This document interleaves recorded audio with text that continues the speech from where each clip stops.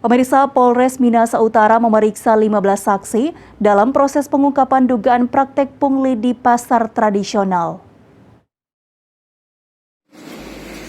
Reserse Kriminal Kepolisian Resort Minahasa Utara mengkonfirmasi telah melakukan pemanggilan 15 saksi dari 3 pasar tradisional dalam tindak lanjut pengaduan dugaan pungutan liar di Kabupaten Minahasa Utara. Dijelaskan juga ada indikasi awal terjadi pungutan retribusi di luar peraturan daerah yang sudah diatur. Dalam pengungkapan kasus ini, Reserse Kriminal Polres Minut bekerja sama dengan Satgas Saber Pungli dan pihak Inspektorat Pemkab Minahasa Utara. Ya, jadi dapat kami jelaskan bahwa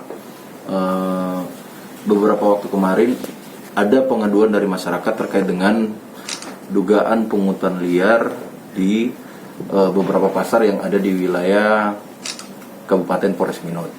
Kami dari Polres Minahasa Utara tentunya berkoordinasi dengan tim Saber Pungli di bawah pimpinan Wakapolres dan Inspektorat Pemerintah Daerah Kabupaten Minahasa Utara, dan sudah kami tindak lanjuti.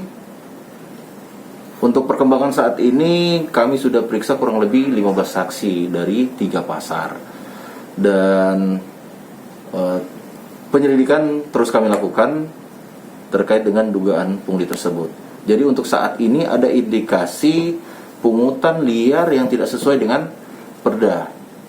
Nah, oleh karena itu ya kami mengharapkan mungkin masyarakat bersabar terkait dengan progres penyelesaian kasus ini. Masyarakat juga khususnya pedagang diminta untuk bersabar dan mempercayakan pihak kepolisian dalam pengungkapan dugaan praktek pungli di pasar tradisional. Hizkia Warankiran melaporkan untuk Kawanua TV.